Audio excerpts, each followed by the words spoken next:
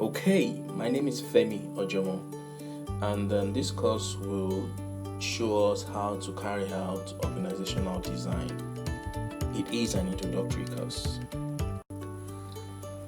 In this course, we will be looking at strategy and organizational design, the importance of organizational design, types of organizational structure, designing an organizational structure. For the purpose of learning, we will adopt a dummy organization, if I can put it like that goes by the name Alphabet Software Company. From the little overview of the company, Alphabet Software Company is a software development company with core interest in government, healthcare, education, and agriculture. The company started operation 4 years ago with headquarters in South Africa. The growth plan for the company is to have a business presence in Nigeria, Egypt, Rwanda, and Dubai within a space of 12 years. The strategy is very simple. From the strategic objectives of Alphabet Software Company, the following are what they want to achieve. They want to operate a flagship product in all sectors of practice. By that, they mean that in government, in healthcare, in educational services, and in agriculture, they want to have a flagship product there. They want to maintain the highest market share in all the sectors of practice. So in all of these sectors, areas of their business, they want to maintain the highest market share as far as their business is concerned. They also want to centralize software development capacity while localizing research and business development. Now, these are key strategic objectives of Alphabet Software Company. We'll be using this company to learn in the course of this training. All right, let's look at strategy and organizational design. Now, the question we want to answer here is, where is the handshake between strategy and OD? From the little definition we have on strategy, it is a careful plan or method for achieving a particular goal, usually over a long period of time. Now, when you talk about a long period of time, it ranges. There are strategies that run for 3 years, 5 years, 10, 20.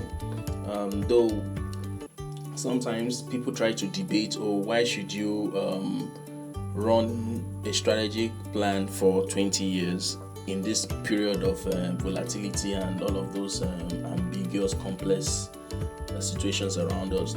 Anyway, that's a debate for another time.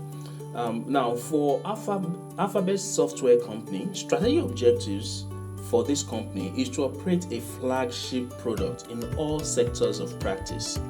If you remember, their sectors of practice are in agriculture, in education, in government services. They want to maintain the highest market share in all the sectors of practice. So, in those areas of practices, and as far as the countries in which they want to play in, they want to maintain the highest market share. They want to centralize the software development capacity while localizing research and business development. What this means to them is that as far as designing the applications is concerned, it's going to be centralized in the head office, for instance. And the elements of the work that has got to do with field research will be based in those countries of operations, will be owned by those who run the offices of operation in those countries like Rwanda, like South Africa, like Nigeria, like Dubai.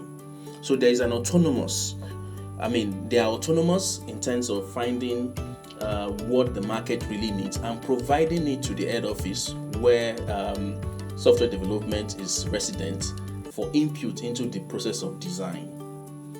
Now, having known all of this, having heard all of this, so the question now is, how does OD come into play? What role does OD play here? Now, a little definition, or a small definition, or a short definition of OD is, it involves the creation of roles, processes, and structures to ensure that the organization's goals can be realized. So what it means is that for all the goals that strategy has been able to churn out, for all the strategic objectives there is need for OD by way of processes, by way of roles, by way of structures and reporting lines and all of those things. So the OD pointers here are very simple. As far as the strategic objectives of Alphabet Software Company is concerned, how do we structure our business from a functional perspective? Functional perspective in that as far as Alphabet Software Company is concerned, there will be functions, there will be functional touch points. How do we create a connection amongst all of these functions by way of a structure? What kind of combination of organizational structure will be ideal for our business model? We will talk about types of organizational structure and the different combinations that can arise in the course of coming up with an organizational structure. So, in trying to answer the question, what kind of combination of organizational structure will be ideal for our business model? What this means is that Alphabet Software Company needs to sit down and understand the business model. It goes beyond just drawing of boxes and coming up with connectors to connect one box to the other. No, the starting point is to say, okay, what is our business model? If our business model is to go XYZ and come back to KYZ, then what kind of structure and processes will help us achieve this? That is one of the pointers of OD. How do we create functional links that will guide inputs and outputs? Input, output. There are some roles in organizations that whatever they churn out becomes the input for other jobs. So that's why in some situations you find out that organizations will say, no, we cannot afford to have you just come in at any time that you please, just because you feel you can spend some hours more later in the day when you're supposed to close. That is going to be a defect, because we need you to be at your desk, because whatever you produce, whatever result that comes from your desk becomes an input for other jobs. Now, if you're not at your desk at the right time, there's a possibility that those who are reliant on you to get their own job completed will not get it completed. It's as simple as that. So I'll give you an example. For instance, you have the IT guys who are meant to provide support to the guys in customer service. Now, customer service, probably what they need to do is receive calls. So a situation whereby the network is down, the calls aren't coming, or probably they are coming and one thing or the other, people really can't get to talk, and the IT folks are not there. They come late. So it's really going to affect work. And when it happens, the strategic goals of the organization would suffer. And in the long run, the business will suffer for it. So that is what we're saying here. How do we create functional links that will guide outputs and inputs? How do we know when work is done and can reward appropriately? So in coming up with a good or a highly functional OD system, it means that we also want to find out how work is being done. How do we tell that work indeed has been done?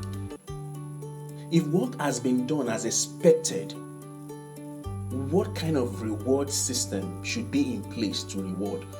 When work is not being done, what should happen afterwards? So all this is an encompassing system that looks at strategy and thinks of how to make strategy work. That is what OD is and will do for Alphabet Software Company. The next thing we need to look at is the importance of organizational design. All right, before we look at the importance of organizational design, it is important that we look at the trio and also the stages of growth as far as a company is concerned, and the role that organizational design has got to play.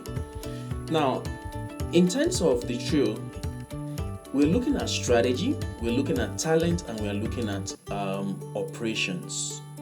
Now, when you look at these three and you bring them together, organizational design, OD, is the melting point of these three. Now, the strategy itself tells you more about your organization and the actions that needs to be taken, the goals that you need to run after, the drivers of those goals, are etc. Now, the talent element of it is the people.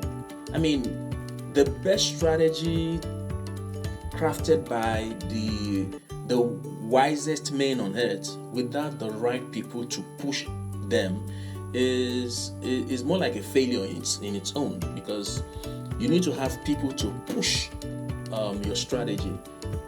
Then there's the bit of the operations. Yes, you have the people, but there are some systems that needs to be in play. There are some systems that needs to be available for work to happen. So that's the day-to-day running of the business. The day-to-day running of the business require processes and systems and structures and all of those things.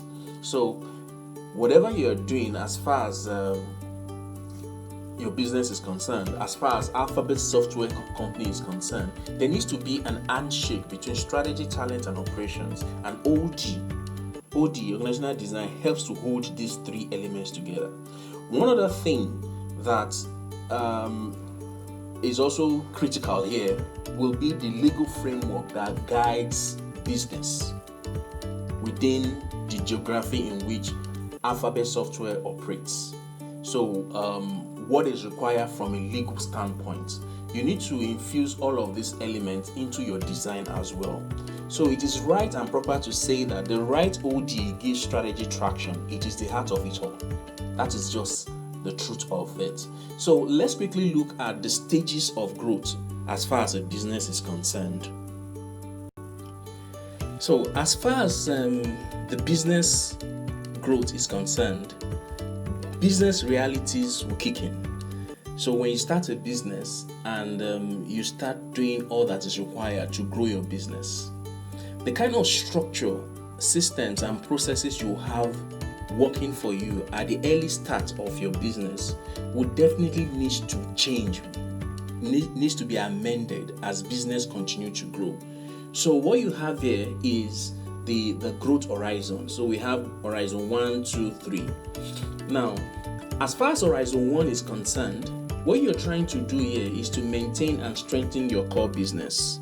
So for Alphabet Software Company, if the business is just starting, it is very, very important that the business needs to get its foundation right. And the structures and the processes and systems that will make it happen are going to be so different from Horizon 2 or Horizon 3, where the business might have been able to probably bring on more products, expanded into other areas of business. So what we're saying here in a nutshell is that as a business moves from Horizon 1 to Horizon 2, a business is expected to be very conscious in its mind. I mean, the people responsible for the running of the business needs to be aware that, we are fast outliving the structure that has brought us this far. It is important that we revisit our model. It is important that we revisit our org design. Is it going to take us further? If it's not, then we need to start to work on it again. So in Horizon 2, what a business typically wants to do is to explore and discover expansions. Because in Horizon 1, you've expanded, you've done everything that needs to be done to get it right. And it seems business is booming. So Alphabet Software Company started and business is booming, everything is going so fine. As a matter of fact, they started probably with one product, and in moving into Horizon 2, they've added more products, from moving from government to probably education or health and things like that. So the structure needs to change. It needs to change. It's a growing organization. Horizon 3 says creation of new possibilities. And that is the bit of moving from probably the business started in South Africa and the business now is in Nigeria, is in Rwanda, is in Egypt. It's almost getting to Dubai. So you will see that the reality on ground, it's so different from when Alphabet Software Company started. So what am I saying in a nutshell? What I'm saying is that there is need for us to be mindful of our growth pattern, our growth rate as far as a business is concerned. The structure that has brought you this far is likely not to take you further. So there is need to track this, and OD helps to get this sorted. So at the point where an organization sits and say, oh, we are having a review of our strategy. In reviewing our strategy, we are looking at our goals. We are thinking of our aspirations. We are thinking of our drivers. While you're doing that, it's also important to look at your design as a business, your model, your organizational structure, your processes and your systems. Will this system as we have it now support the new strategy? That is when it starts opening up to you that, oh, what we have at the moment is not really going to cut it for us. We need to do something differently. So by way of you've gotten your strategy right, your talents, you need to get them right. The operations that involves the structures, the processes and the systems also need to be right. Now, because you're also going into new ventures or new areas, the legal framework is also one of those things that you need to consider. Because what applies in a particular space of business might not apply in another space of business. There might be regulations or policies that are given that you need to abide by. So every business must track the horizon of growth. Every business must always bring OD into the fore of things when strategy is being reviewed. So now, based on all of this, and you get it right, you can now say, okay, we are good to go. So let's quickly look at the importance of organizational design. Importance of organizational design. Remember, organizational design involves the creation of roles, processes, and structures to ensure that the organization's goals can be realized. Now, what brings about the goals? The strategy of the business brings about the goals. The importance of organizational design can be felt more when some things happen, e.g., a change in strategy. Let's take the case of Alphabet Software Company, for instance. Now, when Alphabet Software Company was about to start, the objective at that point was just to enter that space of application development, probably for the public sector, government. Now, business started booming, and there was need for Alphabet Software Company to also look at other opportunities. Hence, the need to start creating apps, tools for the educational sector, to start creating applications for agriculture. So if you look at all of this, you will see that there is likely a change in the strategy. Now, another change in the strategy is that we just don't want to be a player as far as our markets are concerned. As a matter of fact, we want to become the top industry player. We want to own the largest percentage of market share as far as our markets are concerned, as far as our product offerings are concerned. You're beginning to see that there's a change in their strategy. It is no longer, oh, let us just find a way to enter that space. Now they want to capture the entire market. So when there's a change in your strategy, probably even a diversification, moving totally from what you're known for, then you also need to revisit your OD. That's one of the importance of organizational design, because it looks at your roles, it looks at your processes, it looks at your structures, your systems. What you have on ground, will it support your new strategy, your new direction? Another thing that makes organizational design important is when there is a dip in performance, corporate performance. Probably the business has been doing all that it could, but it seems it's just not working. performance keeps dipping, money is not being made, money is being lost, all sort of things are happening. Perhaps it is time for you to engage an OD expert to look at your organizational design vis-a-vis your strategy and the state of your business as far as the performance is concerned.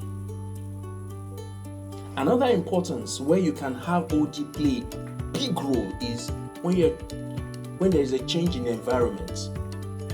Are you moving from Nigeria to Ghana? Are you moving from South Africa to Dubai? I mean, these are change in environments. So the kind of structure you have working for you might not be the structure that would support you. As a matter of fact, will not support you. So you need to go back to the drawing board. And also change in environment could also mean different things. Distortion in the climatic framework, pandemic like we have it. Example will be the COVID-19 and the disruption to work from home and all of this. How many organizations are really prepared for what is really happening? Not many organizations are prepared. Return to work protocols and all of those things, business continuity. Not every business is really prepared or was prepared for it. So when any of these happen, it establishes the fact that OD is very, very important. So when there's a change in strategy, when there's poor corporate performance, when there's change in environment, and many other things, it establishes the need for organizational design. Types of organizational structure. Now, when it comes to the types of organizational structure, there are 4 critical types of organizational structure. The first we'll discuss is product. That means a structure that is wrapped around the product offerings of an organization. A good example that we have here is the structure for Alphabet Software Company, wrapped around products. Remember, the areas of play for Alphabet Software are in government, health, education, services, and agriculture. So if you look at all of these products, you have e-government, which is focused at government. You have health administration application, which is focused at the health sector. You have virtual learning platform, which is more educational. You have wealth management application, which is for services. Then you have farmer to customer agric application, which is for agriculture. Now, all of these areas of functions are product based and they report to the managing director, chief executive officer of Alphabet Software Company. So with your product structure, what you do is to have all your products being represented, like the case we have here with Alphabet Software Company. Let's look at the next type of organizational structure. The next organizational structure is one tied around geography. So also in the case of Alphabet Software Company, the company operates in South Africa, Nigeria, Egypt, and Rwanda. And as a matter of fact, also Dubai. But what we have here shows the market in which the company is currently based in. So you have the South African market reporting to the MD CEO, you have the Nigerian market reporting to the MD CEO, the Egyptian market, and Rwanda also reporting to the CEO. So this is what the geography structure looks like for Alphabet Software Company. We'll look at the next type of organizational structure. So tying your structure around function is also one of the types of organizational structure. Now for Alphabet Software Company, you will see here that the structure is tied around functions. You have software development, you have business development, you have research, you have HR. So in each of these functional portfolios or aspects of the business, there are things that each of them are responsible for.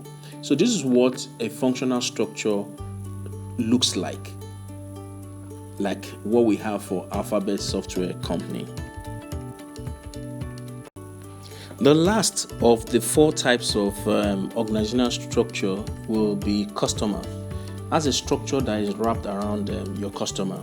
So looking at Alphabet Software Company, the structure here is wrapped around the customers of Alphabet Software Company. You have government, you have healthcare, you have services, you have education, and you have agriculture. So this is an example of a customer-focused organizational structure. So beyond these 4 types of organizational structure, there's also something called the hybrid structure. So we'll look into that. As a matter of fact, we'll come up with one for Alphabet Software Company while discussing the process of designing an organizational structure. In designing in coming up with organizational design, there's something you also need to be very familiar with. It's called the STAR model. The STAR model is what most people try to make use of when working on organizational design. The STAR model comes with 5 pointers: strategy, structure, the business process, metrics and rewards, and people. So in working with the STAR model, first and foremost, you want to look at your strategy, the strategy of your organization. What does it say? Now, in looking at going through reviewing your strategy and the strategic objectives of your organization, you want to, in the part, identify the capabilities that the business needs to build. Those capabilities are very, very important. They are a must. They are things that you need to have within the organization for the organization to thrive. Now, once you understand your strategy, you want to look at your structure. What structure would work to help propel your strategy? In identifying the structure that would work, which oftentimes, like I've mentioned earlier on, works closely with your business model, you need to look into your process, your business process. What process needs to be in place for all of these bits of the structure and work to happen? Now, after coming up with the processes that would make work happen and support the free flow of the different functions, you want to define metrics and reward systems. Metrics in that, how do we measure performance? How do we know that work has truly happened? How do we reward performance? Once this is done, you want to look into the people elements of your organization. Who are the fit for each of the functional touch points as defined through our structure? What degree of competence should these people have? Now, when you get these people will now be the one to run your strategy. So it's like a moving star. So when you have these people, they will run your strategy, and because the structure is there to support them, they would work effectively. The process is there, which to a large extent probably has been automated. Life is easy. People would work, and while they are working and delivering value, you're tracking that indeed they're delivering value, and you're rewarding them, and you're also building their competence level, the capabilities required to make work happen. You're also building it in them. In all of this, you're also trying to shape your culture, because whatever you do within the confines of this STAR model also impacts the culture of the business. So that is all that the STAR model entails. You need to understand the STAR model to help you come up with a fully functional organizational design for your organization. So what we'll do now is to use the STAR model to build something for Alphabet Software Company. All right, let us apply the STAR model in Alphabet Software Company. First, starting with the strategy. From the strategy, it is clear to us what the strategic objectives of this company is. They want to operate a flagship product in all sectors of their practice. They want to maintain the highest market share in all the sectors of practice. They want to centralize software development capacity while localizing research and business development. Having understood all of this, the next thing we want to do is to identify the capabilities that are very critical to Alphabet Software Company. Now, from going through the strategic objectives, the capabilities that we feel that the company should build is 1, understanding the needs of customers in their primary sectors. That's the capabilities they need to build. They need to be able to develop and deliver innovative software solutions. As a company, they need to grow the capacity to run effective internal business operations across the different markets and national boundaries. Because, this is a business that wants to operate in a number of countries. Now, by structure, the question here is, what will be the best structure for Alphabet Software and what will each function be responsible for? So, recommendation here will be a combination of geography, function, and metrics. Now, looking at the process, what are the likely inputs and outputs across the different functional touch points? How do we create a rational link indicating how work is to be done, task is to be completed, requests can be made and entertained? So these questions will help us to derive what processes are required to push the different areas of functions as far as the structure tells us. Metrics and reward. How do we know that we are performing and delivering on our goals across our functional touchpoints? What form, type of reward will be appropriate for different shades of performance? Because the truth is, there are going to be different kinds of performance within the organization, so we need to be prepared for it. People, who are the ideal persons based on defined criteria? What would be our people strategy? So this, in a nutshell, shows us the star model at work within Alphabet Software. So let's look at the structure derived for Alphabet Software. All right, let's take a good look at the structure for Alphabet Software Company as it is. Now, if you look closely, you'll see that it's a matrix structure. But if you look closely enough, you will see that there is the geographical element to it, there is a functional element to it as well. So you see that you have the GM sales, you have a general manager for products, you have a general manager for marketing, you have the chief financial officer, you have the general manager operations. Now, these are functional portfolios. If you look closely again, you will see that you have a country manager. So if you have a full-blown structure here, you will see the country manager for Nigeria, you will see the country manager for Rwanda, you will see the country manager for South Africa, you will see the country manager for Dubai. Now, the country manager within the structure reports to the deputy managing director, while the deputy managing director reports to the MD CEO.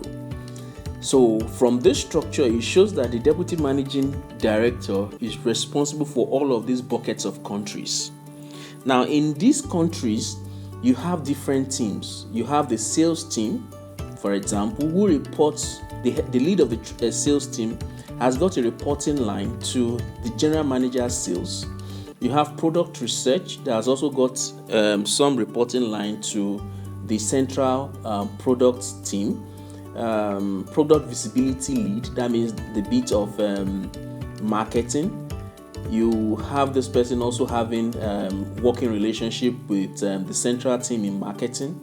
You have finance manager in Nigeria who also have a reporting line to the finance team in the head office. You have the human resource manager in Nigeria who also reports to the operations team in the head office.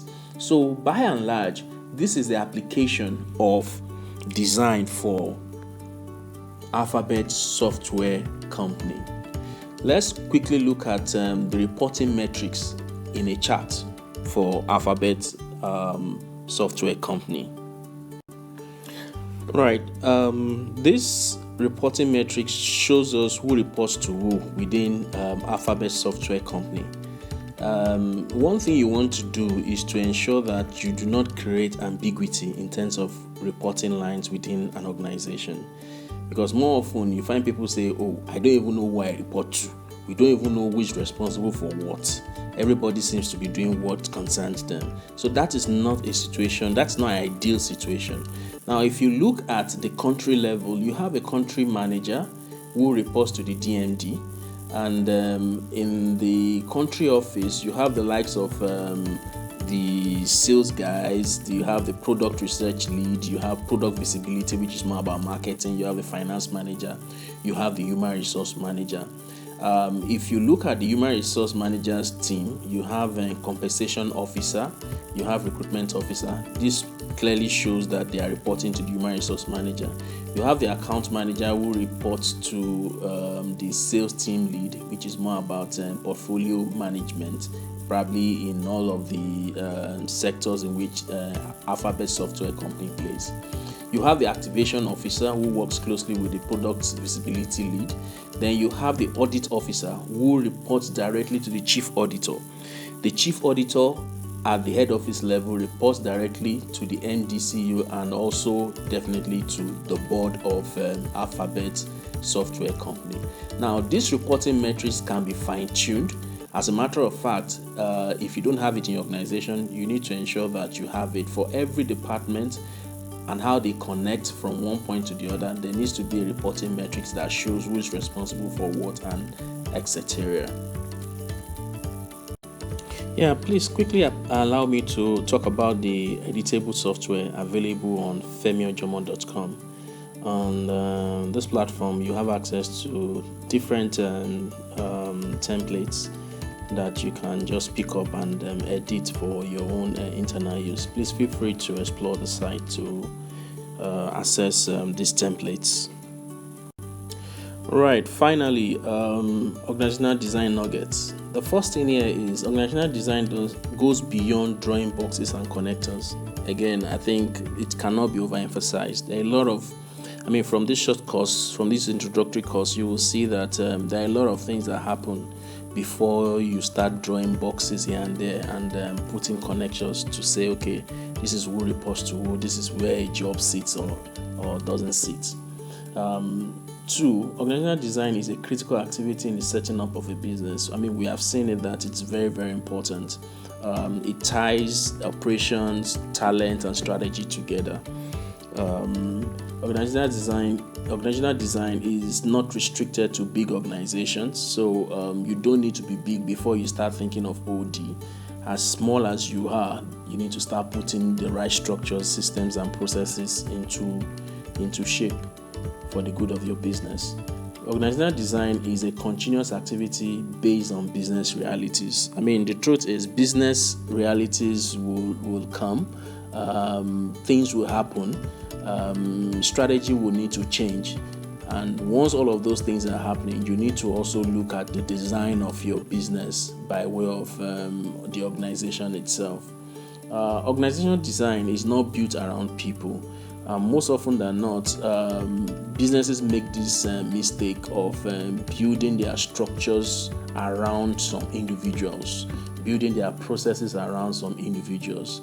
In the course of doing this, unknowingly, you make someone a lord, and at the end of the day, a lot of things gets to suffer. So when you're thinking of OD, you're first thinking of the strategy and making sense of the story of the business in structures, processes, and systems. So that is what OD is all about. On that note, I want to wish you success as you go about working on OD for your organization. Thank you.